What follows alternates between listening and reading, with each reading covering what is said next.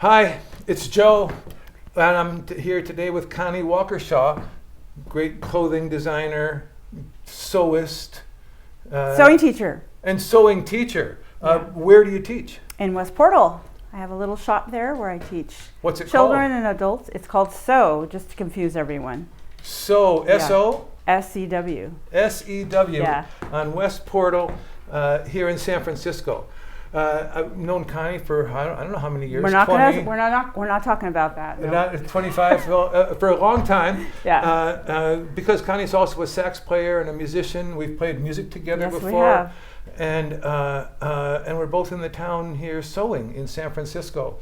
And I enlisted Connie to help me with this project right here. And what this project is something I wish everybody would do. And here's what I mean. Not everybody necessarily, but everybody who wants to cut up a really nice old quilt and make it into apparel. It drives me crazy. If it's a ratty quilt and you cut off the good parts and use those to make a jacket out of or something, that's fine with me. But a nice 19th century quilt or even 20th century quilt that you then cut up and make it into something else, people have said to me that that's a way of honoring the quilt and the woman's efforts that made the quilt in the first way. That we're honoring it the same way you would honor, let's say, an oil painting by cutting it up and making it into placemats. Yeah. You know, right? Yeah. Yeah, we're honoring it. So what I've always thought was, if you want to make a garment out of a quilt, make your own damn quilt. So I've thought that for a long time, and I finally got inspired to do that myself. What happened was I made this quilt top, which is sort of resembles the San Francisco coastline, as you can see. It's highly abstract, though. And then took it over to Connie's and enlisted her to draw a coat pattern on it. You drew the coat pattern. You did. Oh, I did. Okay. I know I have the pattern. Yeah, no, I did. You're right. You're right.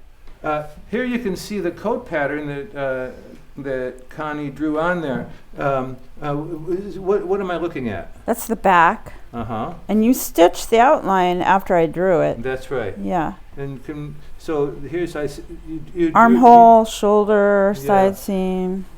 and then here's the side seam of the back.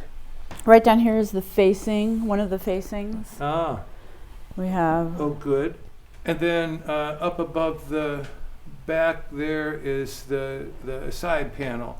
So you can see I on all the pieces I quilted some straight lines in towards the middle, and then I did a little bit of craziness down the middle of this. Is the which side? That's the right side. This is the right side, and then up above it is the left side. So as you can see, we have these pattern pieces on here, sleeves over there, collars around here somewhere. And I just thought it was a funny quilting design at first. I thought, now that's a funny thing. So that if somebody buys my $12,000 quilt, it's all ready to cut up and make into a jacket. Well, it was funny for a year or two, and now it's not funny anymore because nobody ever bought it. So I'm going to cut it up, and Connie's going to sew it into a jacket. I'm so excited about this. I've never cut up one of my own quilts into pieces before. It was a lot of work to make, and it's going to be a fun project to do. So what we're going to do is we're going to take this down. I'm going to put it on the cutting table, and Connie's going to show me how to cut garment stuff. I have no idea. I've never made a garment successfully. All right. See you in a minute. On the table, I can see my shadow on here. That's funny. Anyway, so I'm not, like I said, is it a 5/8 seam allowance? So the seam allowance is included in the actual pattern. So I want you to cut outside of these outlines, but really close to the edge. Yeah. Yeah, and also for some of the seams, the 5/8 inch, I always sew with a 1/2 inch, is going to be just encapsulated by the bias tape, which is how we're going to finish everything. And we haven't figured out which bias tape We to have use not. yet, but Yeah. we will. Yeah. All right. All right, here I we got go. my scissors. Moment of truth. Moment of truth. Okay. Farewell, old quilt. Not that old. That's true. Ready? Yeah.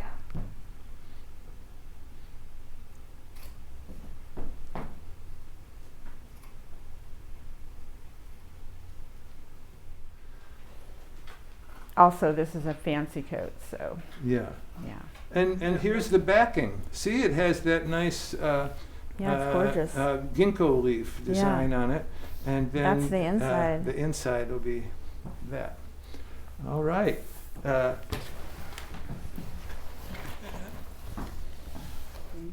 It's like, wow. It's a way of honoring. So same. It's people come at it from all sorts of different angles. Right, right. All right, so here we have all the pieces up here on the board.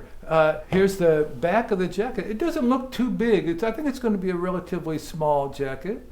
I think. Anyway, we'll see. What do I know? I was just explaining. I don't know nothing. Here's the back. Here's the right front, the left front. Here's one of the sleeves. And then over here, now what I don't understand is why do these both look exactly the same? Because we made a mistake. Oh no! That would be me. It didn't matter as long as it was just a funny decorative So ha-ha true. on the quilt. Uh-huh. So what? It didn't matter. Yeah. But if we're going to actually make it into a jacket, we have to fix this. So how are we going to fix it? So there's two ways. One is flip it, Right. and then we have something completely then we have this. Which is kind of cute. It's in a kind of certain cool. way. Or we can cut a new one that's going in the correct direction. Let's do that. Okay. Okay, so this one is lying face down. Yeah. Here and on this big scrap. Thank you for telling me to keep the scraps intact. And well, I like Yeah. this. So now what? Now, I want you to cut it. Okay. We'll do this because put a little snip here so that I could have the shoulder seam free and clear. Uh-huh. So here's the first one, and I also trimmed them to be the same because they were slightly different. There's a little discrepancy, but I'm not going to worry about it. All right. Okay, here we go.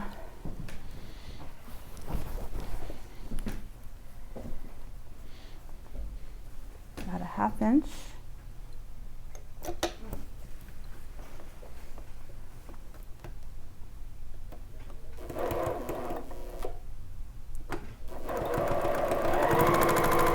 Okay, after much searching. Much searching, we had to get into Joe's industrial stash Yeah. and find this was 50 yards. Oh, And I think that'll be perfect. enough. It's vintage gold. You think?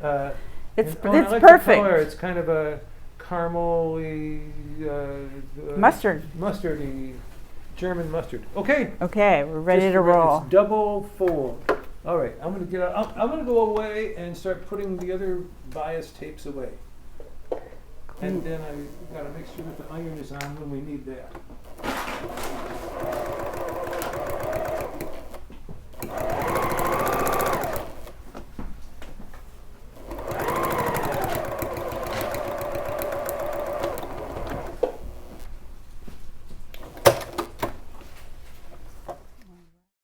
Well, it took us 3 hours consulting and sewing, mostly Connie doing all the work, as you can see.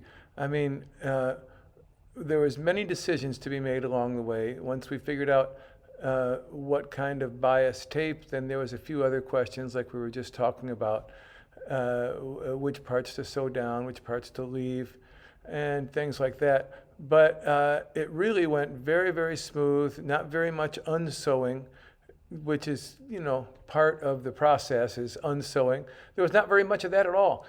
Connie has made so many jackets in her life. She knew exactly what she was doing. And this was her pattern, and she knew exactly how to make it. So we just laughed and talked and worked and worked and worked is all we did. Once we got the thing mostly done, then I trimmed it up to do the last little bit of the seam there. And then once we got to this point, there was very little left to do. It was some hand sewing. I just had to press it out and get ready to sew the, I keep thinking of them as lapels, the front parts down by hand, sew the bottom seam by hand, and we were good to go. There it is.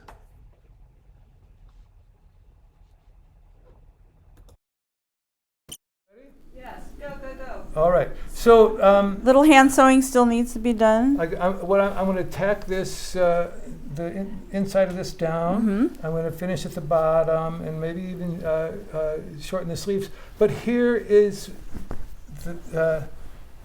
here she is. This So beautiful awesome. jacket, shawl collar, and it's all ready for the hand sewing, hand finishing, which I will do. Connie, thank you. This Thank has been a you. It was so fantastic fun. experience. The back. There's the back. This is what you're going to look like going down the street. You lucky person that buys this. Okay. All right. Thanks so much, Thank kiddo. you. Take care. Okay.